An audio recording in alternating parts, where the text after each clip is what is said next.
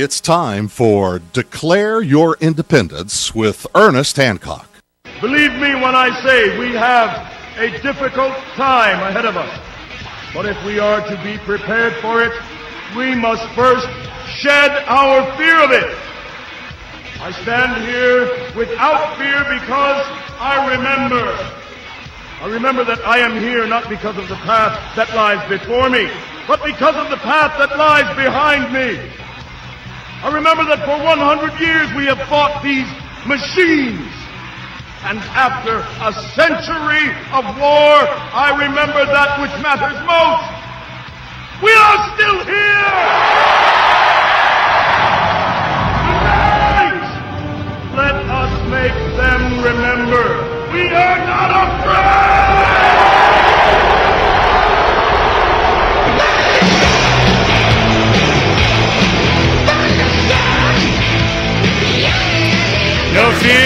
No fear here on Declare Your Independence with me, Ernest Hancock. One thing I want to make sure we get to is Dr. Paul's appearance on Fox News Sunday. And it was, here, let me turn me up. It was very effective.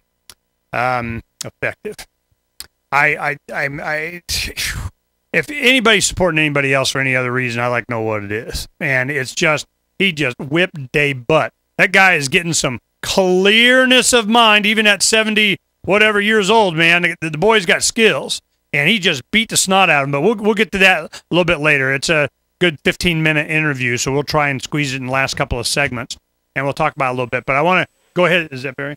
Yeah, I got Barry Hess on. We're going to go ahead and talk about what happened Saturday, and I want to give you just a little bit of what's going on. There was 10 officers that decided that they were going to, we're doing a letter to any and everybody that will listen saying, look, man, we're not in support of what our chief is asking us to do to get rid of political dissent here. So we're saying, nope, no, this is a letter of no confidence. We're not playing whatever, do what you're going to do, but we're not playing. So what does the police chief does? Suspends them. And, of course, he wants city council to fire him.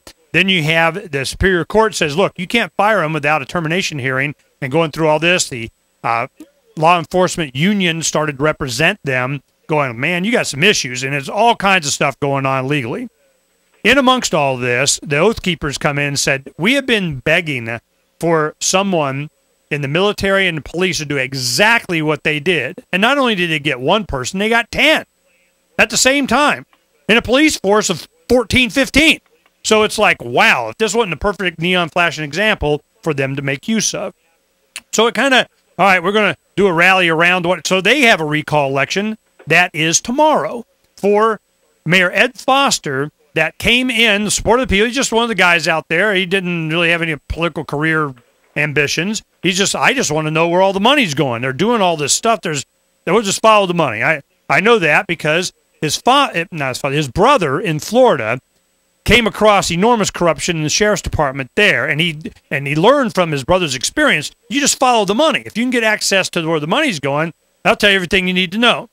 While we were out there talking and so on, and then, of course, this event came up, and that was Saturday, and we encouraged to have Jordan Page come out, which he did, and paid his fee. Yeah, like a little discount, but, paid his fee to do it because he makes his money doing his music.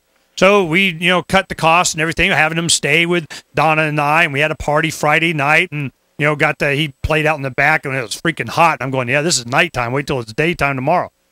115-degree weather. We're having a good time Friday night. We go out.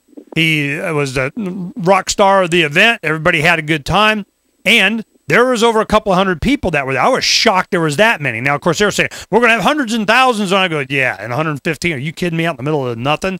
Well, there were probably at least, I don't know, half a dozen to a dozen different organizations and groups and, the people for this and that and against whatever that came out with their supporters and such. All of a sudden, at the town hall where they're gathering to march to, they have a couple hundred people there. So those people they did a presentation to, now it's time to go have a barbecue and just chill.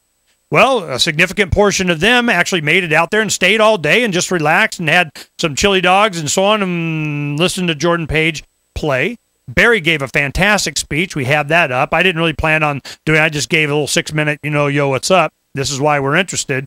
And we have Barry and my speeches up there.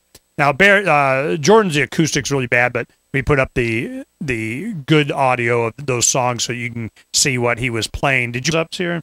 And the good version, so you can tell the people there, they were rocking out. They thought, wow, this guy rocks.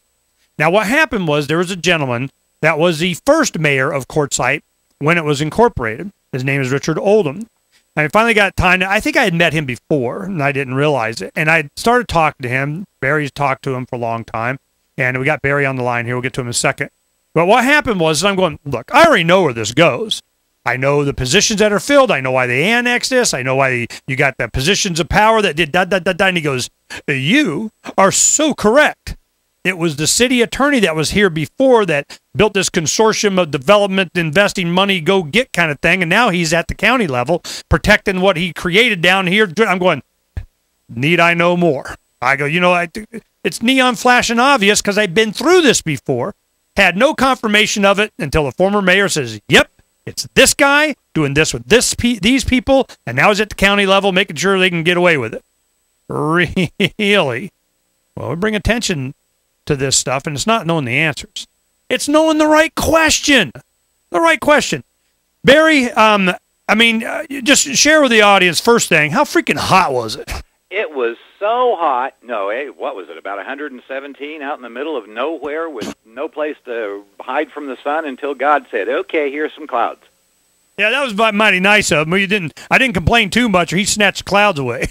yeah, really. That's what I was thinking. No, it was really interesting because I think what the message was, I was surprised at the strength for the notion that rather than go through all the BS and all the crap and all the litigiousness and trying to get him and her and this and that, was just to take away the seats of power. And you do that by disincorporating Quartzsite. And I was surprised at the strength of the notion. And even Richard Oldham, when we were talking, he had mentioned he was the guy who was behind the push to incorporate. And once he started getting a feel for things, he did concede, yeah, that's probably the best thing to do. We opened up a Pandora's box that we couldn't control. And it was always economic interest versus economic interest. In fact, he's the gentleman that they tried to have the second mayor, the mayor that came after him, put a hit out on him.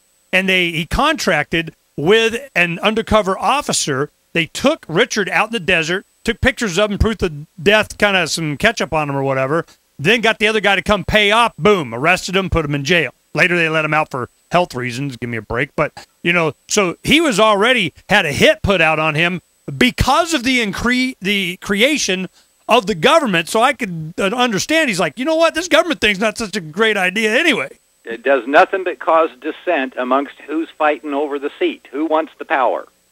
So this was it, and you guys talked for a long time. And what kind of sense did you get from him about the recall for Ed Foster, the mayor, and what's going on there in Quartzsite? Well, as far as the recall goes, there's no question he stands with Ed Foster, because that's why they put Ed in, was to try and root out the evil that was there. He got in on an overwhelming majority, and I'm hopeful and very confident that he's going to get back in. But even Ed, of course, if we get the right guys in, then government can work. And he's still a bit naive in that sense of thinking that there's a substantial number of people in the political world who actually have their constituents in mind when they act. They're thinking of their own pocketbooks or their own land grabs. I think you gave a great speech there. In fact, when you had it written down and you went to throw it away and people are like grabbing it out of the trash, So it was, you did a really good job, and I just kind of ad-libbed something. But, the point that we were trying to make is the whole purpose of government was to prevent exactly what's going on, and they're the ones doing it. But it always happens that way. Yeah, what I'd be curious about is to see if there had been a spike in crime, since they are now protected by only 4 of the 15 officers originally after they fired the 10, to see if there was a spike in crime. As a matter of fact, Ed Foster and I were talking later in the evening. He said it's exactly what's going on. A lot of burglaries, a lot of, dealing, a lot of stuff's going on, and they're just because they know they can. Yep. We'll be right back here on Declare Your Independence in just a little bit. And Barry Hess in just a moment.